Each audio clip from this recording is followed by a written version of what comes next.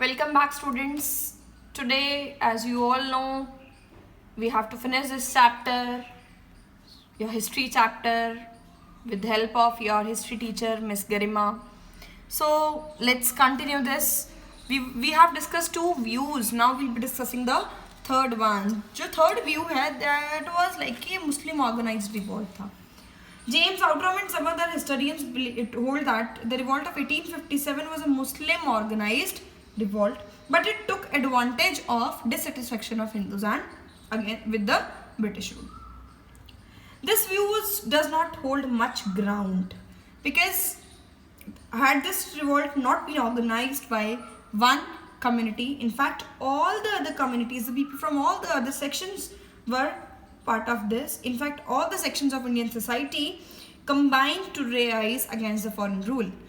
Dr. Ashok Mehta remarks that Hindus and Muslims worked together, their blood flowed to intermingle, all differences were forgotten. सारे differences को forgot करके भूल कर Hindus और Muslims ने इकट्ठे काम किया और Britishers को देश से बाहर निकालने के लिए revolt उठाया. So it is not correct to say that this revolt was Muslim organized. So the fourth view was of some historians who believed a mixture of all the three views. Dr. R.C. Majumdar in his book जो Sepoy Mutiny and Revolt of 1857 हमने पढ़ा था कि Dr. R.G. Majumdar ने लिखी, उन्होंने कहा कि भाई the revolt was started by Sepoys but some disgruntled elements also joined them, कि भाई Sepoys ने शुरू किया था लेकिन जो dissatisfied थे उन्होंने भी इसको join कर लिया. The rebels were not inspired by national feelings, कोई इनके national feeling नहीं थी बल्कि they fought for their personal interest, हमने पढ़ा है.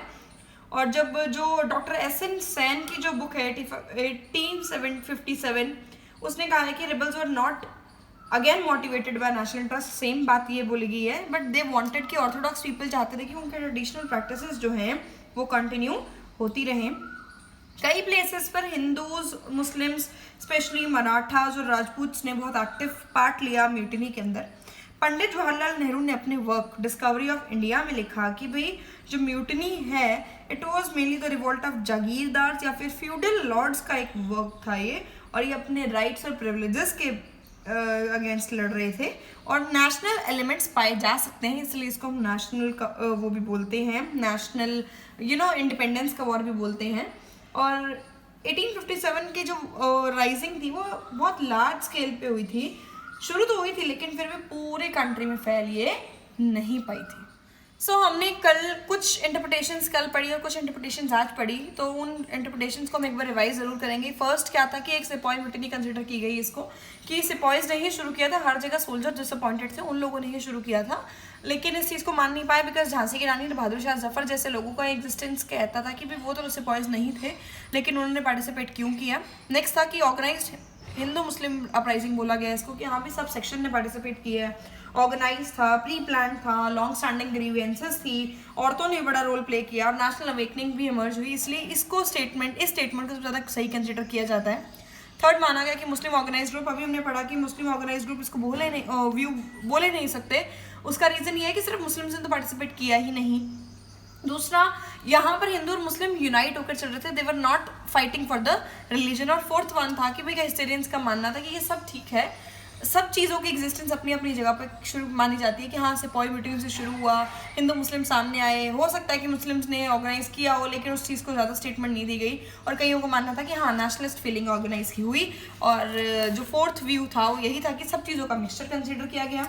और कंक्लूजन ये था कि after critical evaluation of the above views we may conclude that about the nature of mutiny, we may conclude that the revolt began as a sepoy mutiny, but it soon took the form of national revolt.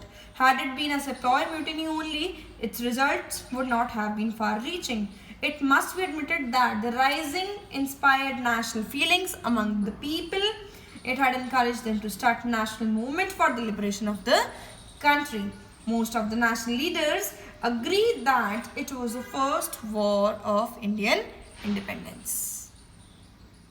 So let's talk about the impact of the revolt. Ending है इस chapter की, जो पूरा revolt पढ़ा लेकिन इस revolt का impact क्या हुआ हमें पता है. We failed in this, independence तो हमें मिल नहीं पाई थी लेकिन the events of 1857 constantly flashed in the minds of Indians which they kept alive in their memory.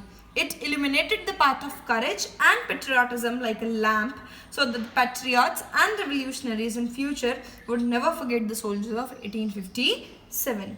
This resulted in birth and growth of nationalism in Indian politics, and it also enhanced the nationality and united all the sections of society.